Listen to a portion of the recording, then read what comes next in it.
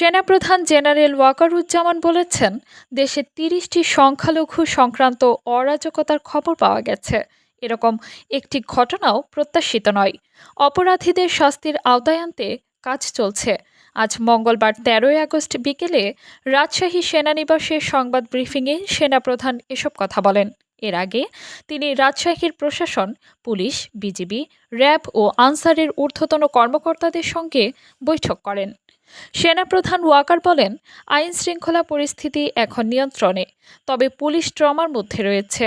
Police পুরোপুরি আত্মবিশ্বাস ফিরে পেলেই সেনাবাহিনী সেনানিবাসে ফিরবে।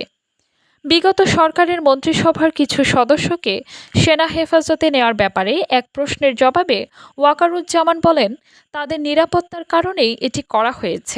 পুলিশের লুণ্ঠিত অস্ত্র উদ্ধারের উপর গুরুত্ব আরোপ করে জেনারেল ওয়াকার বলেন, অনেক অস্ত্র উদ্ধার করা হয়েছে, আরও উদ্ধারের কাজ চলছে। কাজী মিম, নিউজ ডেস্ক, টিরিং বাংলা নিউজ।